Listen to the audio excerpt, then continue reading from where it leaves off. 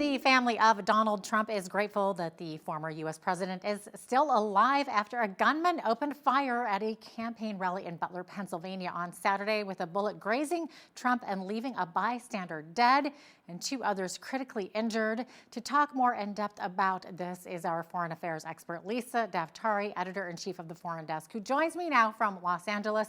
Lisa, welcome back to Bridge City News. Great to have you on. So Lisa, can you maybe help us unpack what happened at Saturday's rally?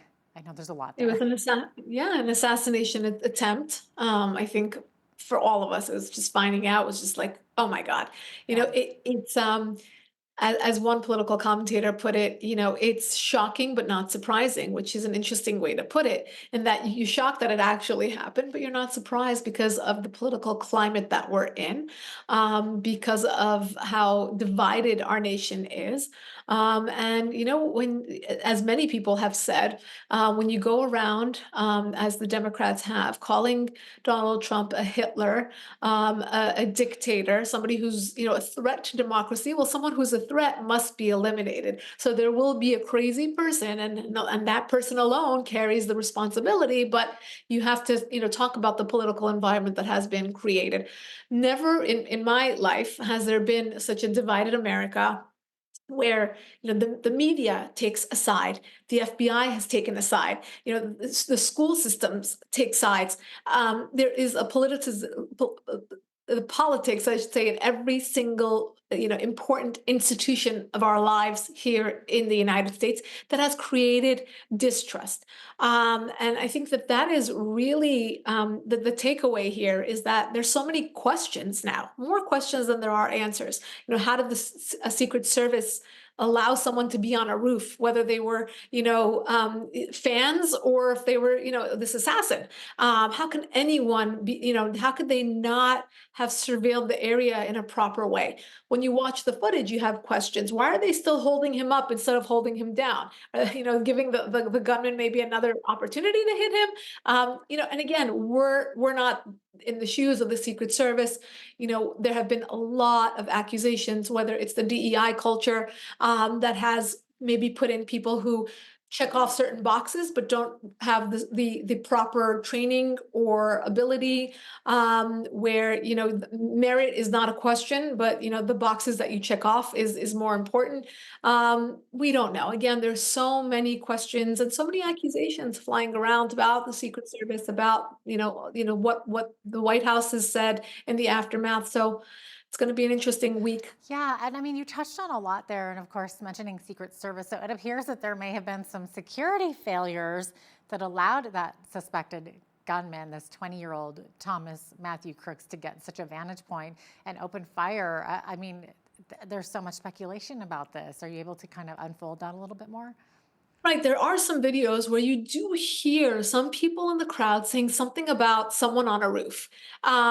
And TMZ, of all media outlets, a TMZ, for those who aren't familiar, is an entertainment, basically tabloid. They're the ones who follow the stars and see what they're doing and see what restaurants they're going to. And this person gave the video to TMZ where you actually hear people saying there's a guy on the roof, and showing this person actually took video footage of the guy laying down, on his belly, it seems, or on his side, waiting to shoot. So many questions regarding the Secret Service. Why didn't they listen to people in the crowd? Obviously you want to be very, very, very careful about every threat, take every threat and every, warning you get, and every hint you get kind of seriously. This is a tip that was given by the audience that detected someone on the roof. Why wasn't he taken out at that point? A lot of questions about why this was allowed to get to the point that it got to. And again, the bullet, when you watch, and I know so many different outlets have shown the picture of the brain, showing the angle at which Donald Trump had turned his head. Had he turned differently, he wouldn't be here right now. And again, that was the goal of the shooter. Very, very serious security lapse. Yeah, exactly. It could have been a very scary Kennedy moment right there for everybody watching on Saturday. And of course, Lisa, like there seems to be a lot of information surrounding this. We have to be careful about conspiracy theories and misinformation, but we are hearing reports that a police officer encountered the shooter before he fired at Trump. So, Lisa, can you confirm any of those reports? Yeah, these are, Jeanette, I appreciate you doing such, an ethical and careful job at reporting all this, because as I said, there are more questions than answers. These may not be accusations, might not be conspiracy theories, but they are valid questions as to how this happened, how this person didn't come under scrutiny beforehand. And look, he's 20 years old. As much as, he did have a weapon in hand and he had a motivation, although we're hearing that we still don't know his motivation. His motivation was to kill Donald Trump. I think it's as simple as that. But what was going on through his mind, and what truly inspired him to come out that day. At the same time, he's not a trained sniper. He is not somebody who should have evaded authority. And the fact that there is this report out there that he did come under, police surveillance, that has created tension between local police and the Secret Service.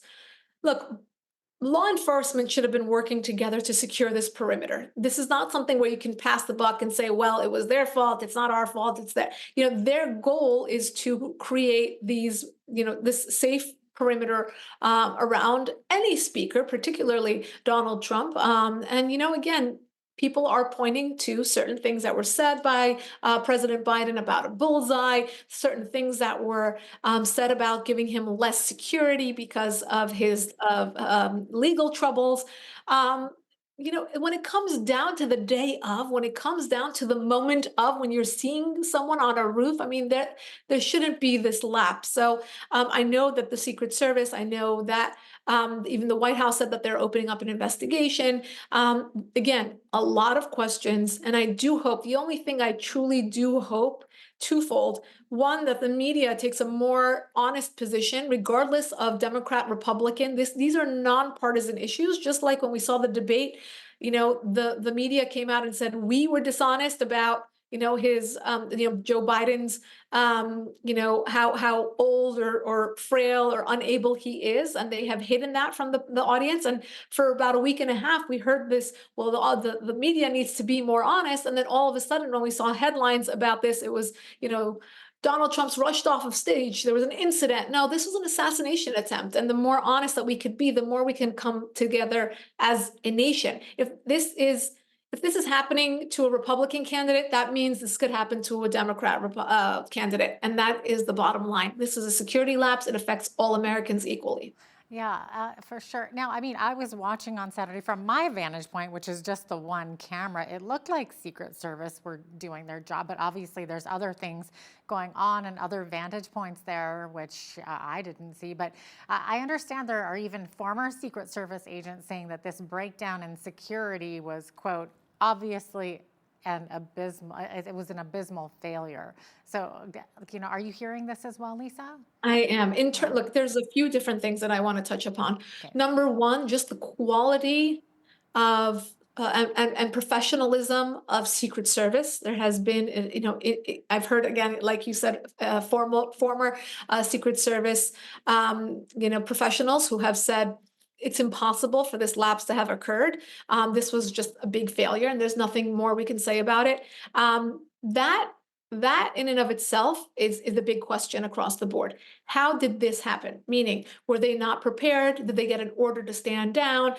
Did they just miss this, which is impossible? How did they miss this? There's a picture, there's this footage of one of the Secret Service officers, a female, where she's just playing around with her gun as they're trying to get Trump into the out of the location. And I heard, someone, an expert say, why was she even doing that? She should have been all eyes on the situation, aware of her surroundings. Could there be another, follow-up attack?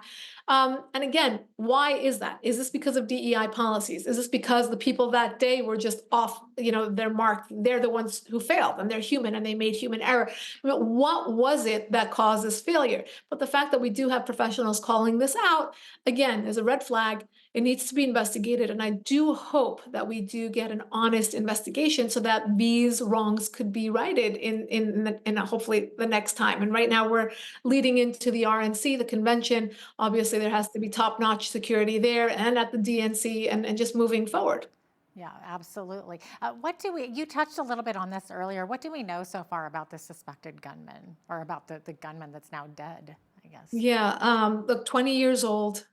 He was a registered Republican, which makes sense because in Pennsylvania you can't vote in the primaries unless you are registered for that party. So in order to vote against someone in that party, you need to be registered in that party. So a lot of people, not a lot, I mean, I don't know the numbers, but it is a trend among especially younger people to register for the party that you are against and kind of vote defensively in that way. So that makes sense. And then he gave a small donation, about $15, to a PAC that was oriented with left-wing causes and left-wing candidates as well. Other than that, it looks like he came from a military family. He lived locally in Pennsylvania.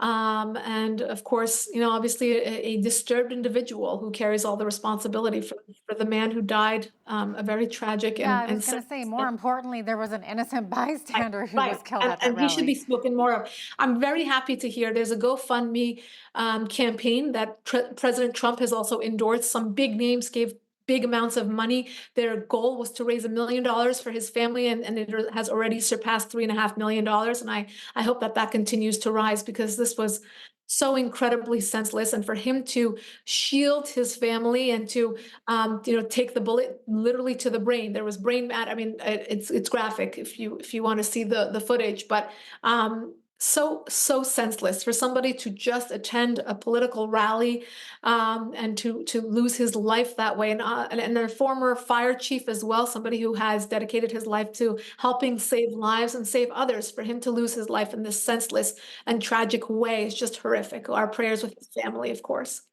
And Lisa, despite all of this, President Joe Biden is calling for civility in politics following this event that unfolded on the weekend. And I saw his speech on Saturday. And, say what you will about Biden, I thought he did and said exactly what a president was supposed to do and say. He was compassionate, succinct, and condemned any violence, and he didn't make it about himself. And it didn't look like he was reading from a teleprompter either.